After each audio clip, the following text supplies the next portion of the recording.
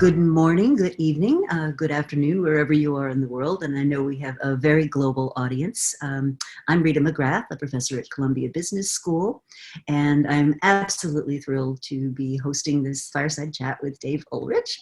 Dave is a dear friend, a collaborator. We go back years and have many similar observations about the state of the world. Your formal title, right, is you're a professor at Michigan. We got some big new titles. Princess Lickert Professor. Nobody knows who that is, but you do. I do. I do. Of Likert scales? Is that the person? Yeah, he's the guy who created the Likert scale. Absolutely. That's such a delight. I am so, Rita, what a privilege. What a privilege. Every time, you know, one of the things I'm learning is a test of leadership is when you walk away from interacting with someone, do you feel better or worse about yourself? Every interaction with you, anywhere it ever is, you make me feel better about myself. And that for me is the ultimate sentiment of leadership quality and collegiality. So thank you. Just now, you're making me feel better by inviting me to join you. Thank you. Oh, I'm so pleased. And, you know, I was thinking about these fireside chats have kind of become an organic thing. And I was thinking about, oh, who would I love to have? And then I thought, I bet people would love to hear from Dave. Just, you know, everybody's at home, everybody's stressed, the level of anxiety and worry on top of, you know, like I have to deal with my kids 24/7, even worse. I have to deal with my significant other 24/7. Plus, you know, those of us with business responsibilities are very concerned about the economy. I mean, it's just like a perfect storm of human anxiety. And I thought what might be fun to talk about in this hour is, you know, how can we help people think about some things they could take action on right now? I think one of the things that's really stressing people out is the advice is to do nothing. You know, stay put, don't go anywhere, don't do anything. And I think for some people who are used to being very active and very engaged, this is almost paralyzing. So I think that's one thread that would be fun to talk about. And then the other thread is really more organizational. So if you're an HR leader, if you're somebody who has responsibility for both the physical and mental well-being of people, what are some things that you can start to think about and take action on? So I thought that would be, broadly speaking, what we chat about now. But before we get into that, so how's your last month been? The same as everybody else. First of all, welcome to my office. I don't generally show that, but it's fun to welcome people into your home. I won't show you the rest of my office, but I'll show you this little corner. Like you, one of the things I'm learning is I observe two quick observations, and then we'll get into where you want to go. One is this is such a personalized experience. Wendy and I happen to be obviously older. We don't have young children. We have 3 children with grandchildren, and they're doing homeschooling. They're doing a work-life issue, and the stresses on them are so different than us. And some are living with health problems and friends who have health problems. We're blessed not to have that. And so one of the things I'm recognizing is this is a very customized, personalized experience. And I appreciate that. The second broad issue I'm starting to think about is everyone wants certainty. What's going to happen? When is it over? One of the things, and you've done this so much in your book, seeing around corners. Well, how do you see around corners when there is no corner? I don't know where there's certainty. When will this slow down? When will this end? I don't know. And leaders, I think, give false hope when they say, and we've seen political leaders do this, governors and federal leaders, here's what's going to happen. We don't have a clue. No. We simply don't have a clue.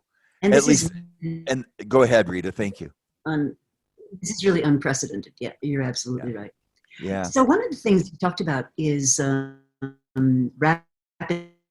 And to me, what's fascinating about this moment is, you know, my work has tended to be kind of on the fringes of innovation, uncertainty. You know, let's create something out of nothing. That's tended to be where I've been. And the bulk of people have tended to be more in what I'll call the core area, you know, where you can have predictable patterns and you sort of know what's going to happen. And next year is going to be a lot like this year. And, you know, that's kind of where most people have been. And all of a sudden, the world that we thought was so stable and certain is being pushed into this high uncertainty mode. And most people have never had an experience of that. So you talk about learning rapidly. And I think one of my observations would be when you're in a situation with this level of unprecedented uncertainty, the best thing you can do is learn, and learn as fast as you can, but in small chunks. So maybe you could comment on that. Totally agree. And again, I commend people to look at your work around from the very beginning when you did the work on entrepreneurial mindset and market busters and discovery through growth. And I'm trying to get all of your works in here at once. Very gracious of you. But I think one of the mindsets that Carol Dweck and others have done brilliantly is learning. And I'm going to push the assumption a bit because learning says what worked, what didn't, and this kind of not a formal after action review that was institutionalized through the U.S. military, but how do I constantly be in a what's working, what's not working? The only thing I'd like to challenge a little bit, and you've done this brilliantly in your work, the work on resilience and growth mindset and grit and learning usually looks backwards. What happened? I hope we also look forward and we say, what do I anticipate happening out in that unknown future? And instead of overcoming what's wrong, begin to create what's right. And so what I'm finding with some folks right now is when they can celebrate success and success on a pathway to a future, it gives them a sense of hope. Again, I agree with overcoming resistance, overcoming problems. I face that every day. What worked, what didn't. What I really love is to look to the future and say, where do I want to go? A quick example. I was working a couple of weeks ago, one of my last in-person meetings with a group of very, very good business leaders, and asked them a question. In this crisis, what do you want to be known for by those who respond to you? Big company, 40,000 people. They listed some things, and I said, go for that. And it was around care, it was around concern, it was around compassion, it was around competence. Go for that. Lead to the future, not the past. Don't overcome, let the bureaucracy go and anticipate where you're going. And then start to celebrate success. Quick example. They each went around, there were, I think, 12 or 13 of them, and said, who's a hero in your unit, in the supply unit, in the manufacturing? Go back and name that person and why shortly. Go back now to your unit and say to that person, Sally, Ramondo, your name was just shared in front of the executive team. You're a hero. Thank you. That for me is celebrating what's right, not overcoming the resistance of what's wrong. We have to do both. I think that's so positive. That's just great. You have mentioned, I know you've done a couple of pieces on the role of HR specifically in helping organizations navigate this uncertain future. We have a fair number of folks from that community on this, that are in our audience. Any specific bits of sort of advice they can take to heart? I'll tell you what, I'll share mine if you'll share yours. Okay, sure. So let me start. I did a column on LinkedIn, and I'm trying to post more on LinkedIn, and we can talk about some of that idea. But I believe HR folks are, by the way, we love first responders. When there's an earthquake, when there's a fire, even today, our healthcare people, our grocery store clerks who are at the grocery store, the restaurant people, they're on the front line. I think HR people are the emotional first responders. I think business leaders are ultimately accountable and people are accountable to themselves. So my heart goes out to the HR people as the emotional first responders. And here's the challenge. You've got to give care. I called it a caregiver, and some people didn't like the word. I know somebody who's a sweet, sweet and dear colleague who's the caregiver to her father, who's helping her father as he goes through some surgery and as he goes through healing. I'll get emotional on that. We are caregivers, and there's emotional healing that's going on in these organizations. On the other hand, HR simultaneously got to be an ambassador or an architect of a competitive organization. You're going to hear this come up a lot in the next 30 or 40 minutes. I think that paradox between caregiving for employees and competitive organization in the marketplace is an incredible challenge. And my heart goes out to HR folks who navigate that challenge and who also navigate a paradox. Who's ultimately accountable and responsible for those things? It's ultimately a business leader. It's ultimately the employee themselves. How can I help you as an employee take care of yourself, the caregiving? How can I help you do work and activities that helps us succeed in a changing marketplace. So I think HR is caught between those two things. What does that mean behaviorally? Make sure that we don't overdo the caregiving. Make Mm-hmm. sure that we do care for employees, but make sure that we also hold them accountable. We do have to manage costs. We do have to manage customers. Don't overdo the customers. We're going to fire everybody. That's silly. Navigate those tensions and raise the issues. Raise the issues in a meeting. Here's a paradox I see. What do you think we should do? And I love the idea of navigating that, not managing it. When you manage a paradox, you solve it. When I read through your book on discovery driven growth, there isn't one pathway. There's this constant navigation as you go back and forth. So I shared mine. I'd love to hear your counsel. Sure. So I think one of the things we get very hung up on is that if you have a goal, that there's a specific path to that goal.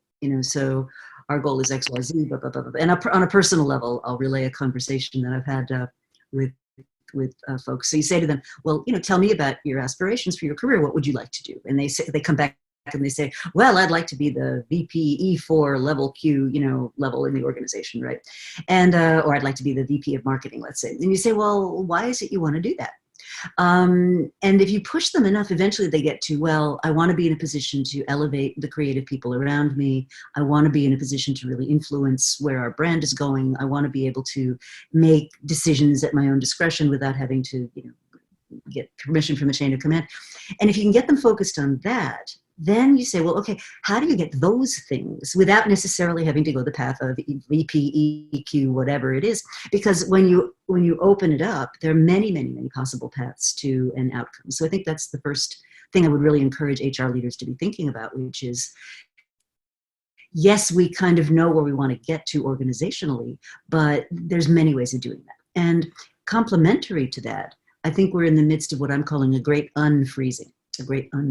So a lot of assumptions that we've made about how things get done, why we've always done it this way. Oh, legal would never let us, the mountain of objections you get to doing anything that's different in an organization, they're going to be gone because nature has forced our hand. And therefore, we're in a position to be able to now reflect. And I think one of the things I'm not seeing people doing enough is taking this time and getting out of the crisis at the moment and, turn off the television, take some time. What would you like to rebuild? Like, what are those things that have been screwed up for years and there just wasn't the emotional or fiscal energy to tackle them? Well, guess what? We have the opportunity to rebuild now. So that, I think, is where, when I look forward, that's what I'd be thinking about. And so, at the universities, how do you rethink what curriculum is? If you're in a service business, how do you think about building more connected relationships with customers? If you're in a very bureaucratic place, how do you think about achieving the same goal, but perhaps not with all the layers that you need? So there's, I think, a great unfreezing that we have to look forward to. I really love that. Do you remember, and now I'm going to date me and I may date you, I hope. And me too. Do you remember when you first started to learn about systems theory? It was yes. One of the coolest things. I discovered my favorite word of all time, and it's called equifinality. And in systems theory, the fundamental logic is there's multiple pathways to an outcome. And that's what you just described so brilliantly. I'd forgotten that word.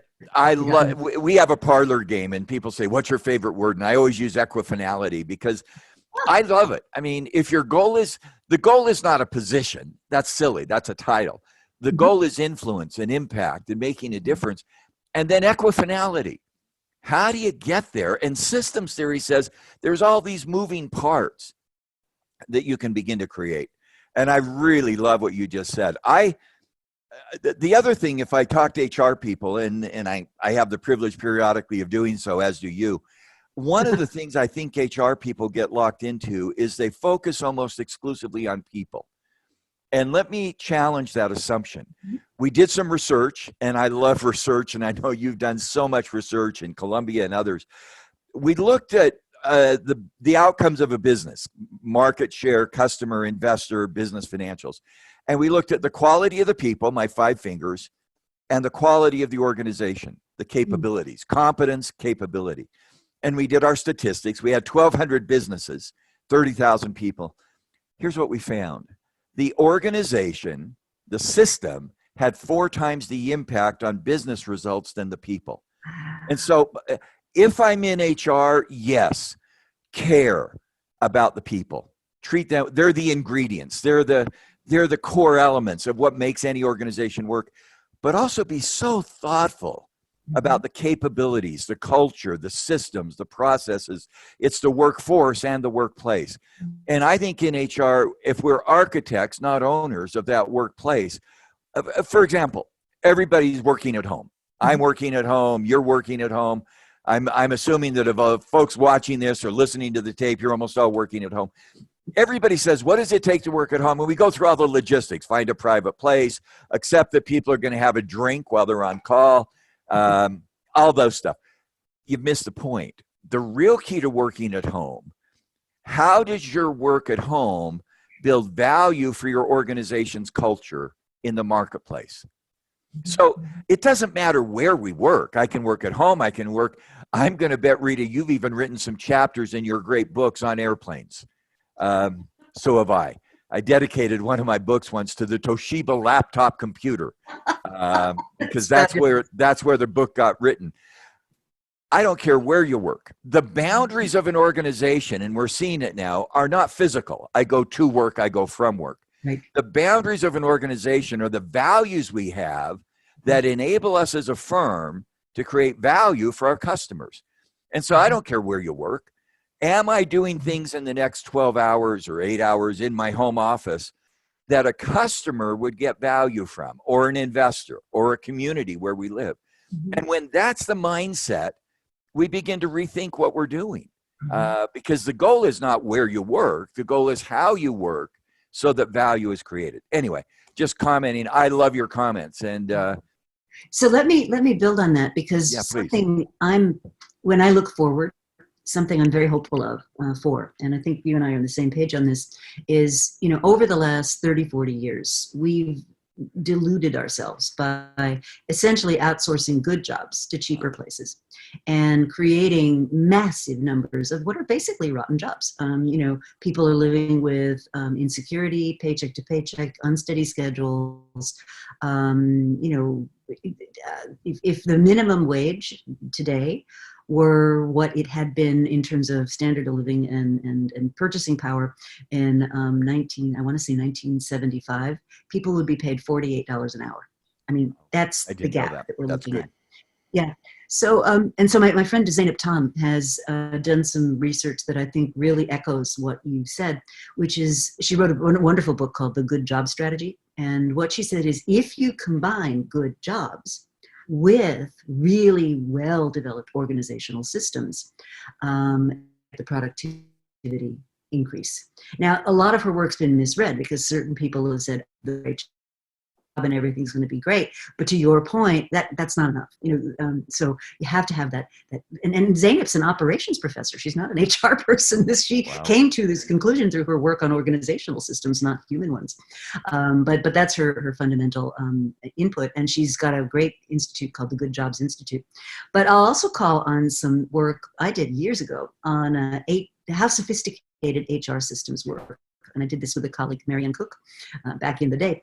And she had this incredible data set of what she called the sophisticated to less sophisticated organizational practices. And unusually for someone studying human systems, she also had performance data for this huge number of firms that were in this study. And we partnered on the study because I kind of did the strategy piece and she sort of did the people piece.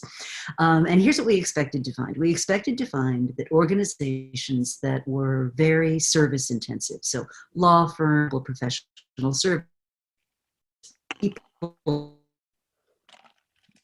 systems, by which we mean a complex of training, development, defined career paths, careful succession planning, a list of kind of what was at the time considered to be best practices in HR. And we came up with a composite measure. And so what we expected to find was heavily HR dependent organizations would have a greater performance impact from sophisticated sophisticated HR systems. We could not have been more wrong. What we found instead, and I think this speaks to your study, is asset-intensive companies were actually the ones that experienced far greater performance effects. And this really, when your total hypothesis is completely unproven, it's kind of a learning moment, right? And so we got to thinking, and I said, I've got it. I know why this is happening. Think of the Exxon Valdez, one person, who hasn't been alert, or, doesn't have backups, or the chain of command is weak, or whatever it is, one person can create a disaster because they're so heavily leveraged with assets. The responsibility is so incredible. And that really got me to thinking, to your point, the organization is the thing that leverages that human talent. Boy, I so agree. And by the way, your work is complemented by our colleague Mark Huslett, who also looks at what he calls high performing work systems. And and then I think that we're going to spend our day shouting out our colleagues who we have such admiration for. I think today some work by Jeff Pfeffer, and I hope you'll get Jeff on your show. Oh, that's good. That's a great idea. He'd be awesome. His new book is called Dying for a Paycheck, and he talks about toxic cultures that keep people from giving their best. But one of the things I'm finding, if I'm in HR, we have done in HR for decades workforce planning, and we look at the types of work, full-time, part-time, adjunct, non-adjunct. I think one of the things we're evolving to, and I'm sorry, the sun's coming through the window, so I'm all glorious in the sun, but welcome to the new world. A lot of that work that's being done is administrative, routine, transactional. I think HR needs to shift from workforce planning, where we plan work around people, to work task, TASK planning, and say, decompose. Decompose is a bad word, that likes death, but unbundle all of the tasks. Some of those tasks can be done through AI, through robotics. Do that. And then look at the task where people bring their unique creativity, their skill, their best insights. And so when I now go into companies, I don't start with workforce. I say, given your strategy and what work you're doing, what are the tasks that have to be done? Which of those tasks can be done through full-time employees, part-time employees, contract employees, and technology? Technology is a piece of that puzzle. Some people overstate it. Everything's going to be done by technology. That's silly as well. But there are some of those tasks that we can do through both. I'm really curious, and this is a question I'm running into, so I'm going to ask you a question, Rita, that I'm struggling with. I'm working with some executives right now, and they're literally experiencing a pipeline or a tsunami of information.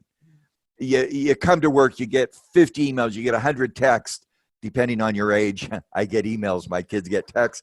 And they're getting inundated. It's almost like Henry Mintzberg's Nature of Managerial Work in the 70s. You're just inundated. How do you help people separate signal from noise? Because there's an enormous amount of noise out there. And there's some things that you just have to pay attention to, because if you miss it, it's going to have major implications for your company. I'm trying to help business leaders and HR professionals. What's noise? Just, this is 15 minutes, it'll pass, let it take its course, or give it to somebody else. But how do you discern what's really signal? That if I don't pay attention to this, something could blow up. And I'm not looking for an answer. I'm just looking for somebody like you who's, I mean, your work seeing around corners really gets into some of that. And I think it would be helpful for me and maybe for others. Sure. So couple of techniques that I use with people. The first one is, I call it the 5 most important things test, right? So if you were to think of kind of sequencing your world, right? 5 most important things that have to happen, because if those things don't happen, all the rest of it doesn't matter, right? So, business continuity, the health and well-being of your people, getting financing, right? I was on a call yesterday with a senior leader of a very major corporation, and he said, all we're doing right now, like my entire finance organization, is getting our ducks in a row so that we're first in line for government support when that support becomes available. And, he's getting back this, oh, well, yeah, but we've got the audit and we've got all these other things to do. And he's like, F the audit. We'll deal with the audit when we need to deal with the audit. Right now, I want us first in line for that cash, because that's the lifeblood of our organization. So I'd say the first thing is really try to think of what are those top 5 things that really, if those don't happen, the rest of it is just noise. So that's I know you're going to go to a second point. How do you define most important? The things that are the things that threaten the viability or the possible functioning of your organization in a meaningful way. Running out of cash, being in dangerous situations, figuring out what to do. Now, you may not know clearly what those are, all the way through to their natural fruition, but you can at least establish some hypotheses. Tom Kolditz, I'm sure he wrote the book In Extremis Leadership. And what he talks about is when people are in crisis, what they need to do is get beyond their own emotions. They need to focus on some kind of meaningful task, which takes us in a positive direction. So as a leader, that might sound like, look, I don't know exactly where this is going to be, but for today, what I would like you to do is take this pencil and move it from here to there, because that will teach us something that may change how we're going to do things tomorrow. But just for today, focus on that. So it gets people out of themselves, focused on a meaningful task, not a useless task, not busy work, but something that's going to teach us so that we can move, we can discover what the next logical thing would be. So I think that's one. And you can change your mind, but I'd say if in the morning you came in and said, here's what I think are the 5 most existential critical things that need to be on my plate, and everything else is either going to have to wait, F the audit, or it's going to be dealt with, in sequence. Second thing, and I think this is a very interesting metaphor, is you remember Ian McMillan, of course. Of course. Oh, of course. Great colleague. Wonderful person. So for those of you that don't know, we call him Mac. Mac is this very gruff South African, wonderful person. But I was the head of his research program when I was in my PhD program. And came, and I was also, I had 2 young children under the age of 5. I was commuting from Princeton. I mean, this is not a woe is me story, but let's just say my life was busy. There was not a minute unaccounted for. And I would show up at Wharton maybe 2-3 days a week to run this research program. And of course, with short time, you plan your day like really, really carefully. And so show up one morning, and Mac's in his office, and he introduces me to this visiting scholar from Singapore. And he says to me, oh, I'm so glad you're here. What I'd like you to do is take him over to the Snyder, the Wharton School, and, introduce him to the following faculty, take him to lunch at the faculty club. In the afternoon, there's a seminar going on. Would you just accompany him to that? And I'm kind of looking at him, and you can only imagine what's going on in my head. And I was like, could I just talk to you for a second? And we went in the other room, and I said, I just want to explain to you, if that's the most important thing, I will do that. But I want to explain to you what is not going to get done if I have to spend the day with this visiting scholar. And I laid it all out. And he goes, oh my goodness, I had no idea. So we found some graduate student or something to show him around. But here's the thing. He had no idea what was on my plate. So we invented a metaphor, and we call it the truck. And it's when one person is giving a task to another, you have the right to say, well, here's what's on the truck, and the truck is full.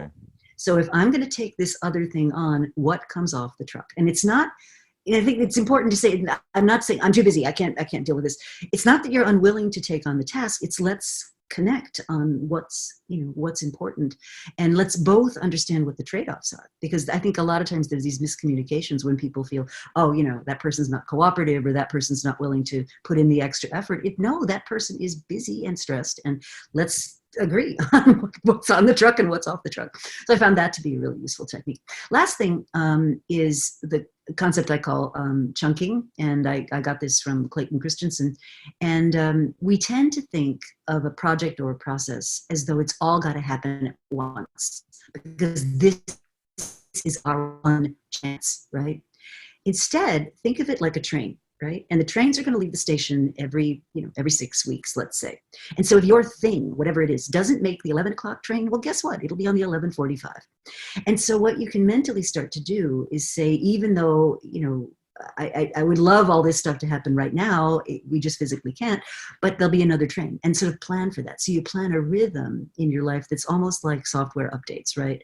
So if your thing doesn't get in version 1, okay, it'll get in version 1.2, and I think that's also a great discipline to help people really say, does this have to happen today? Because if it doesn't happen today, maybe it just waits for the next train. Those are 3 great ideas. Thank you. I could comment on them. I think they're very powerful. They're very powerful. We've used the metaphor return on time invested. Yes. So when a leader, you have the truck metaphor, which is terrific. Focus on 5. But to say to a business leader, how much time is that worth?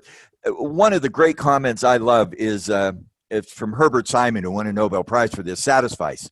Not everything worth doing is worth doing well. Right. Some things are worth doing poorly. Calling my kids every day.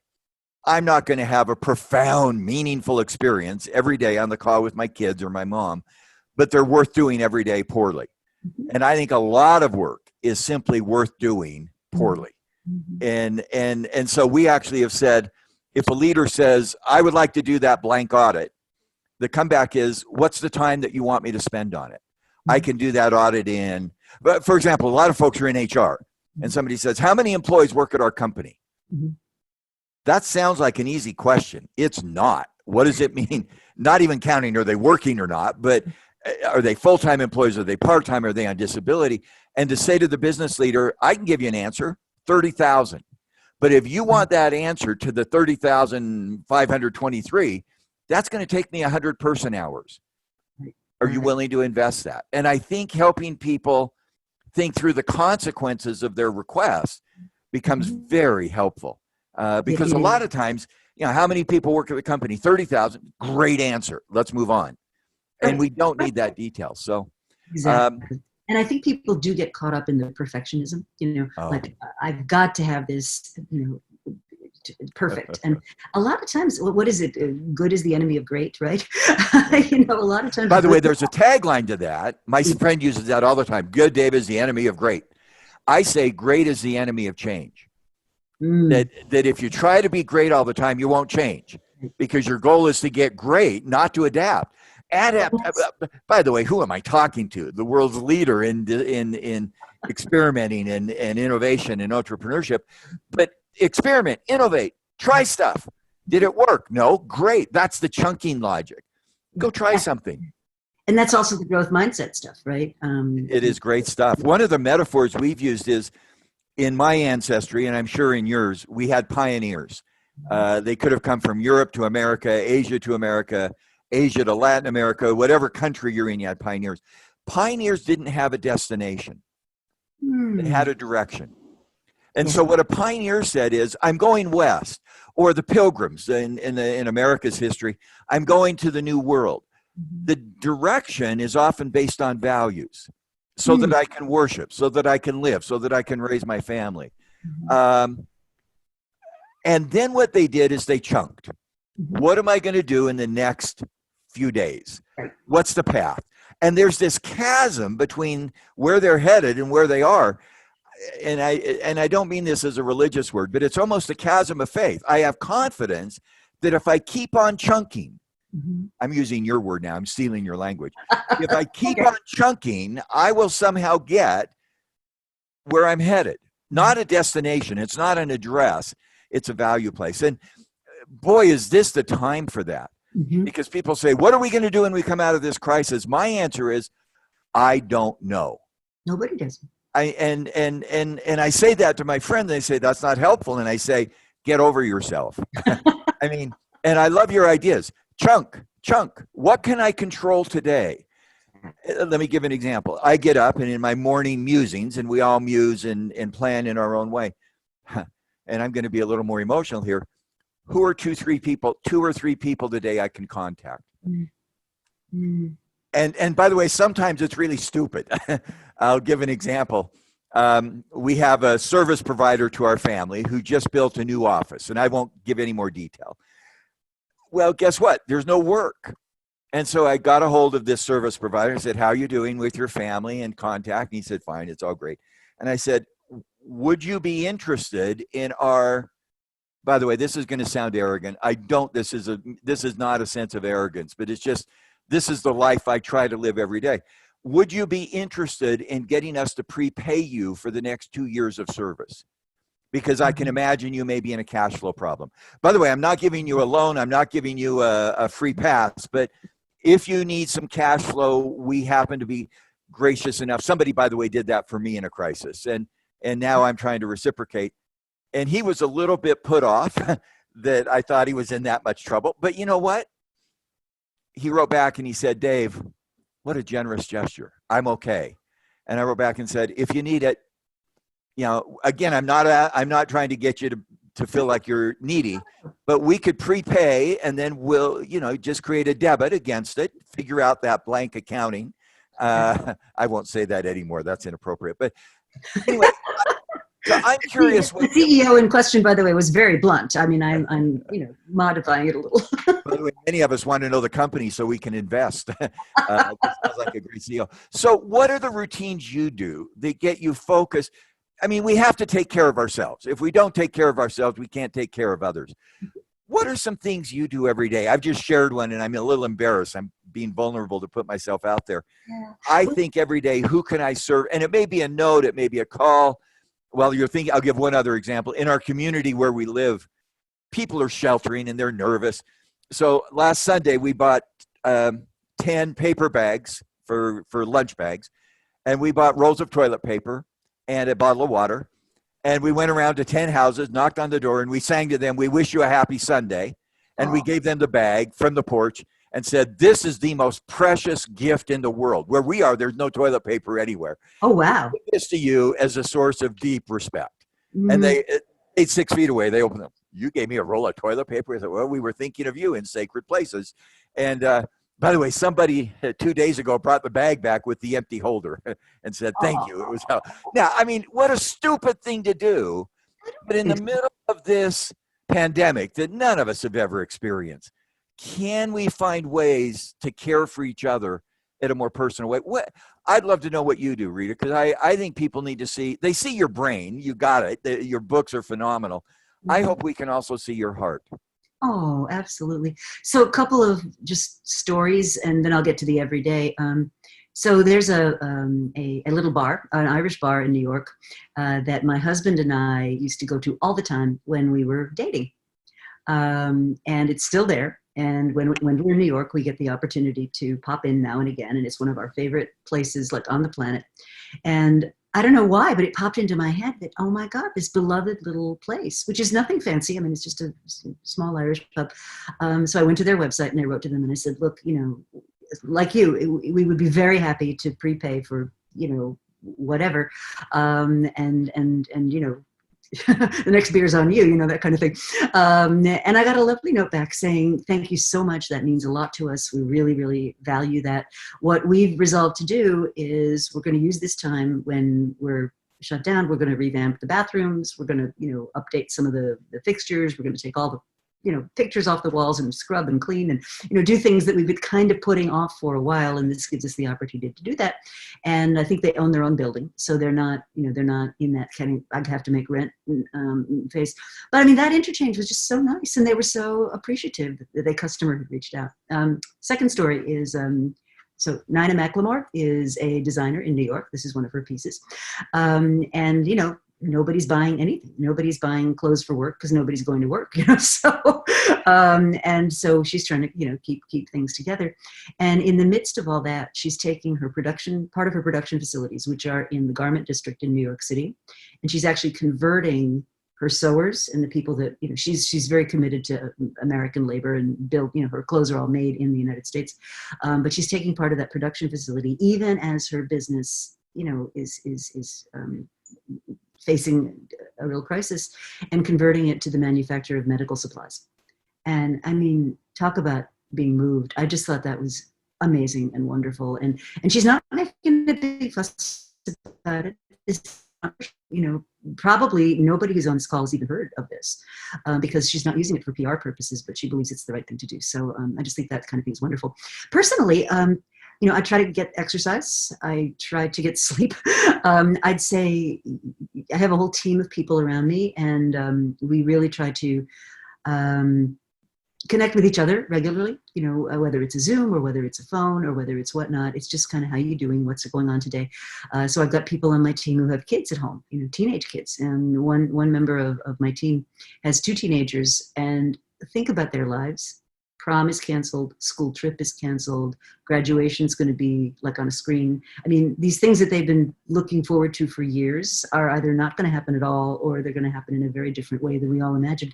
And I mean, you have to have empathy for that. So we try to build those empathy moments into our discussions. And then, for a lot of us, it's also, let's have some fun with this. One of my team members is on the call, Highly, I mentioned to you, he's very obsessed about how things look. So I'm being like sternly educated in how things should look and what lighting looks like and all that kind of stuff, because it's mission critical now. I mean, it never used to. I think you call that the Luke effect. The Luke effect, absolutely. But, it never used to matter. I mean, being a professor before, as long as you didn't look like disgraceful, you could get up in front of the classroom and somebody else took care of the environment and the tech and all that. And now a lot of us are having to, create our own environments. So speaking of classrooms, something I did want to ask you was one of the things I found to be just incredibly negative is the rampant degree inflation that we've had just all over the world. So jobs that don't require a bachelor's degree, having the job rec, bachelor's degree required. And why did they do that? I think it's just to make life easier for the hiring managers, right? And so one of the things I'm wondering is, as work moves to be remote, as we can start to actually provide evidence of what people can do you think there's the potential to kind of get some kind of credentialing going that doesn't depend on the degree? In other words, does the degree become less important as a gating factor to finding the talent that we need in this kind of post-pandemic world? Again, we don't know post-pandemic world, but the answer is clearly yes. In the process of bringing people into an organization, I'm getting the sun stuff, which is frustrating. I wish Luke was here. In the process of bringing people, we know the steps, and the steps are going to always adapt. One, you've got to set the right standards. What do we need in terms of skills, both technical and social? And we know from all the research that the cultural social standard is more important. Second, we have to source the talent. Where does it come from? Full-time, part-time? And I said earlier, technology is now one of the enablers. Third, we have to screen that talent. How do we make sure that that person actually has the behaviors and the experience? And Peter Drucker used to say, if you could hit 333 with hiring, you'd be a success. It's hard, but we have to screen. Then we have to orient that talent, and then we have to make sure that they bring themselves in. I think those steps are less dependent on degrees and more dependent, and the standard is not, do you have a degree? The standard is, do you have a competence? So we see that in high tech, the Microsoft certification. We see some companies building that, degreed, and some of the other companies building a set of assessments. But you've still got to be real careful. There is a standard. There are a set of technical and cultural fits. There is a sourcing problem and challenge. How do we find it? Actually, we've all found that the best source of new talent is not a university. It's not Columbia or Michigan or Harvard. The best source my heart. Yeah, the best source of new talent is your current talent. And so that referral hiring, as long as you navigate the diversity that's so critical, and how do you help that current talent source future talent? Then you got to screen people, give them pilots, give them experiments. Then you got to orient them, and then you got to get them to productivity as quick as they can. So those steps are the same. In fact, I get interested, and I hope it's not just because I'm older and defensive. Oh, it's all new. No, the fundamental processes are the same. But there's new ways of doing that through technology and through the research and other work we've done. And do you think there are some, given that the structure is the same, are there new tools? I work with Degreed, and one of the really interesting things that, for those of you that don't know Degreed, it's, I guess it's a little old to be a startup now, but it's sort of startup-ish. It's a unicorn. Now we call them unicorns. Oh, is it a unicorn? Okay. I assume it is. And what Degreed things is they kind of knit together with your learning management system, and they can actually provide a certification of competency for skills. As their chief executive is fond of saying, he says, I don't care where you got your knowledge, what I care about is that you have it. And I thought that's a really interesting and very different way to look at the workforce. You know, you mentioned diversity, and another company I find just fascinating is an organization called Ultra Testing. And this was founded by 2 MIT grads. Are you familiar with them at all, Dave? I don't know them. No. Okay. So I what know they the do, greed pretty well, but I don't know ultra testing. Ultra testing. So what Ultra Testing does is they do technical quality testing. You know, so you've done your programming, you're ready to move this thing into production, you're ready to launch it into the world. Somebody's got to look at it and make sure there's not a bug in the code or it does the right thing. And for many people, that work is just, our brains get fried. It's like looking at a screen and you've got 9, say, circles, and you have to pick the one that has the defect in it. And the defect is like infinitesimal, and you're going to do that for 8 hours a day. Most people cannot do that. But what the folks that founded this firm have found is that people that are on the autism spectrum often are very gifted at those kinds of tasks, and in fact actually really enjoy those kinds of tasks. Sorry. And what they found was this, you talk about where you source the talent was what made me think of this, is these people are totally underutilized. You know, they're working in bakeries, they're working on maintenance staff, if they can work at all, because the workplaces are not designed to be able to meet their needs. And so they're completely dispersed. They're a totally virtual organization. They can accommodate each person's workplace to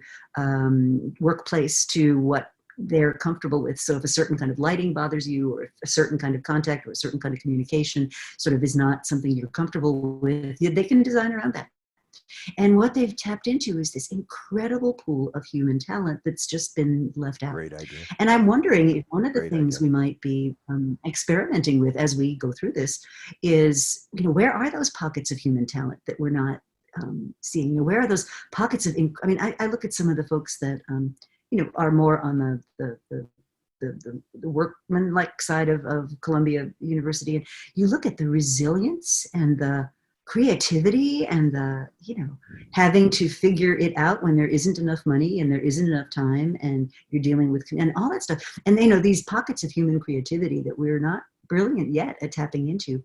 So maybe this is a spur to kind of begin to work on something like that. Love the idea. And I'm seeing in the chat comments coming up that those who are parents of these children and were grandparents of some of those children, what a privilege to see that there's opportunity. You know, in the diversity field, I think we've often looked at how are people different. I think we need to start with where are they the same? What can they contribute? And again, that's back to that idea. Don't just look at what's wrong, look at what's right. Look at what people have in terms of their gifts and their talents, and where can we put them in the field. You know, one of the things, and I'm going to preempt a comment, I've been hearing a lot about people getting stressed and almost tired of, we're living in this crisis and the TV is all bad news and charts of mortality rates and curves. And so I started to think, how can I help people I talk to begin to envision that future? I'm going to share a very quick metaphor. And it comes from my son-in-law, who's a doctor. You're driving down the road and you see an accident. He jumps out and does first aid. You get the victim out of the car, you stop the bleeding, you do triage at some level. I think that's where we are in this crisis. It hit us so quickly, nobody knew it was coming. And individuals, you're now at home with 3 kids trying to do homeschooling. You're working at home when you've never done it. Some of us have done it forever. Welcome to our crazy world, and we hope you don't end up growing up like us. But I think the first phase of accident is simply first aid, assessment. We're not planning. We're simply reacting. And triage, I think, is a really good metaphor. You just react. You jump out of the car. My son-in-law, or as a doctor, jumps out, stop bleeding. The next thing is the ambulance comes, and there's a bit of a transition phase. And so our accident victim, metaphorically the individual or the organization, what goes on in an ambulance? Emotional support. You're going to be okay. Deeper diagnosis. Why are you bleeding? Connection to experts. Let me get help. I think some companies and people are now beginning to say, some people are saying, oh, we're a new normal. Well, that's stupid. The ambulance isn't normal. It's not normal for me to be in my office and Rita, my close friend, to be in her office. But there is a transition phase that we're going to see, and some are moving there. Then you get into the hospital. You get deep expertise. You get systems. You get a solution. I think in this crisis, individuals are going to reassess their solutions, and organizations are going to build processes. What do we need to change? And then finally, we go home. And, for some of us, after an accident, home is a fundamentally new identity. Heaven forbid, you lose a limb, you're handicapped. For me, I've had some health problems recently. It's not a life change. It's not an identity. It's actually adapting a new set of issues that I'm going to have to live with as I go forward. That's the new normal. And the new normal is going to be very different. So let me do it again very quickly. There's an accident phase where it's triage, just react. I'm seeing companies getting through some of that, cutting costs, get it done. Your CFO, go do this, get the government loan. Then we have an ambulance phase, get some emotional support, begin to get help, begin to do diagnosis, then get into the hospital, understand the solutions, understand the systems, and then somewhere, and I have no idea where it's going to be in this crisis, we're going to get home. We are going to go back to work. There is value in office. There is value in connecting. There's value in engaging customers and processes. And that new home may be a new identity. That's kind of cool. Or the new home may be adapting new insights that we didn't have before and new lifestyles. So if I've had a health problem, maybe I've had a foot problem and I've had some problems with my feet.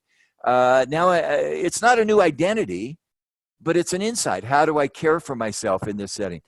I hope in HR and business leaders, we can begin to look forward.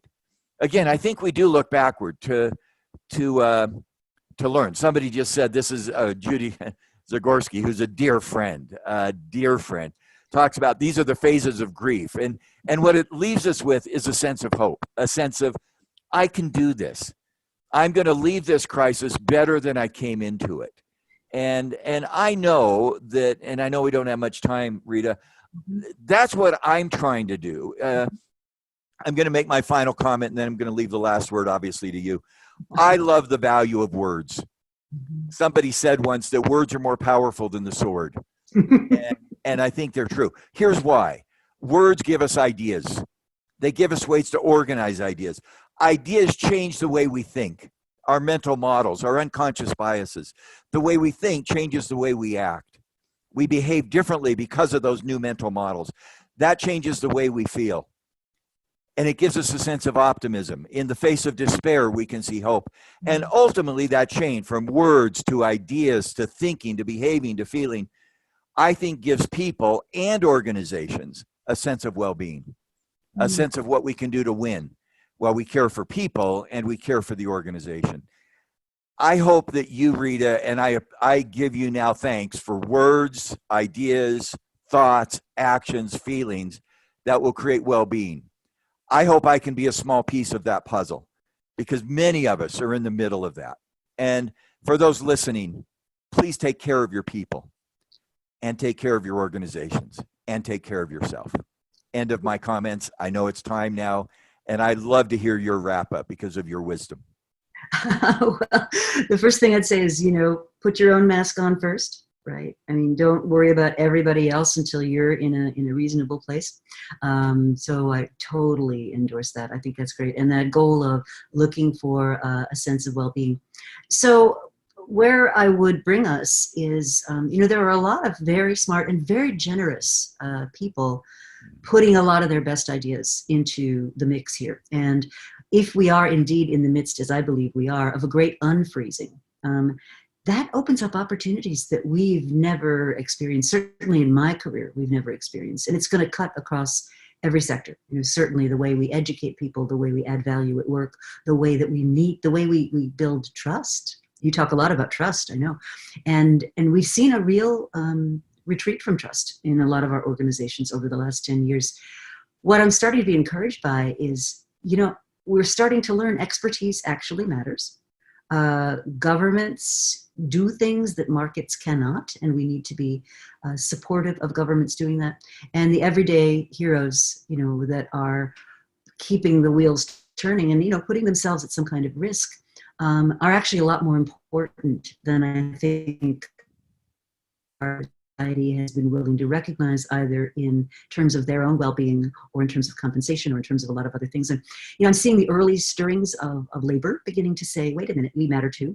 And I think there's a lot of kind of early warnings that we could be on the brink of something I'll call the rendezvous with destiny that Franklin Roosevelt talked about. And he talked about when things are tough, we need, as leaders, as government, we need to make sure that society's resources are distributed in a way that enables better outcomes for the many. And that created a mountain of experimentation. And that really created a lot of the world that we have today. And I think we could be on the brink of a future that is like that.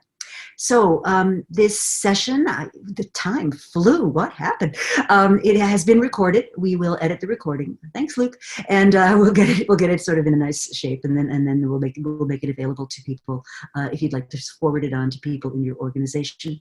So, Dave, if people want to know more about you, where can they get more Dave, more inspiration, more ideas?